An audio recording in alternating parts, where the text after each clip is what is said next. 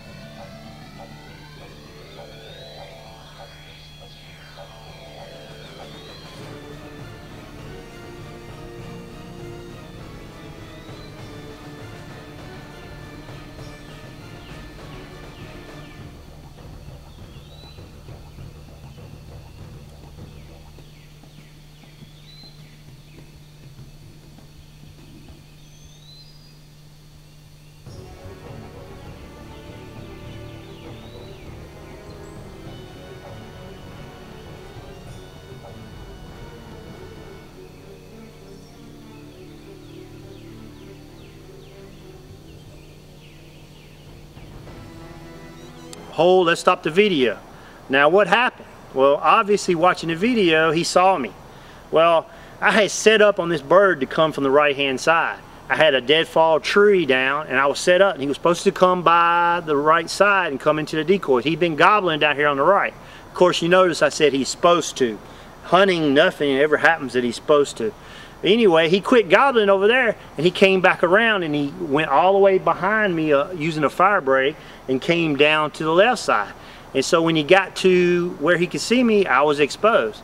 Now, let's look at my setup. As you can see in this video, I've got the video camera between my left legs and I got the tripod and I got the camo netting over it. Then I have the gun on my right knee, on my right leg, so where I can pull it up. Now I can't swing the gun to the left because the camera's right there, as you can see in this video.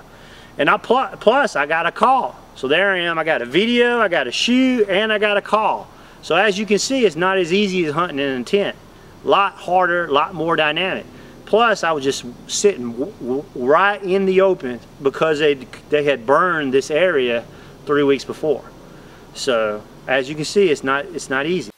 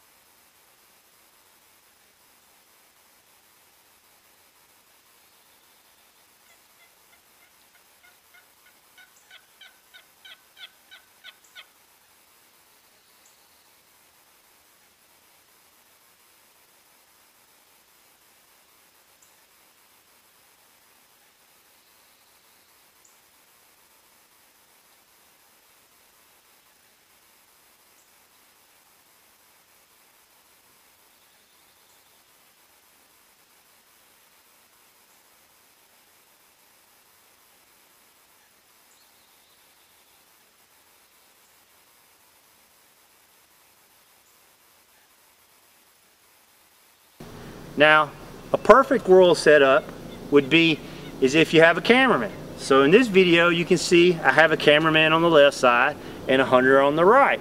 Now it's me, I cloned myself. It's a little trick videography that I use to do this, but as you can see this would be the perfect setup. But you got to take what you're given, and it makes turkey hunting, video and turkey hunting, that much more challenging. So let's get back to the hunt and see how I finished it out.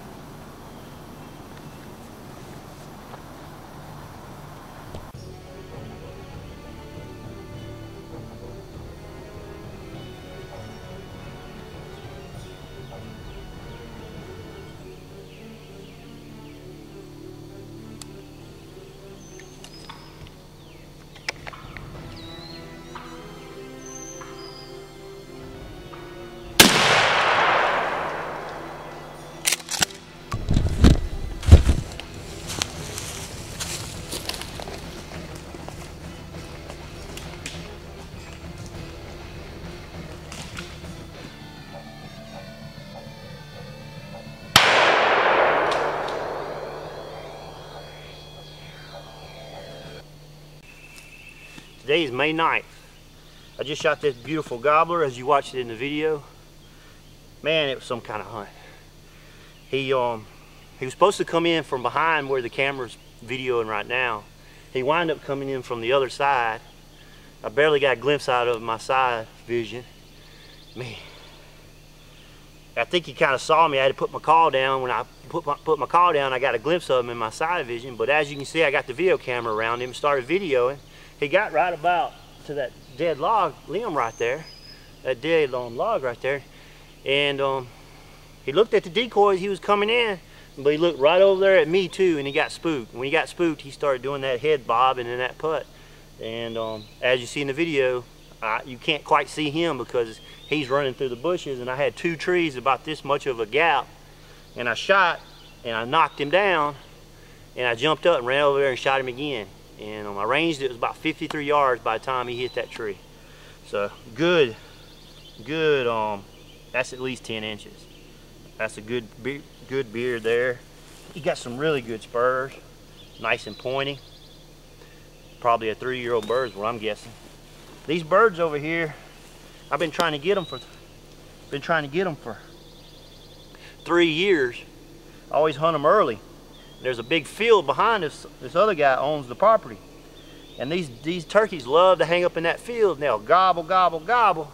They won't come over here. Well, I set up, this wasn't my first setup this morning, and I set up and they didn't roost where they were supposed to roost, and I came over here and I saw this big old boy.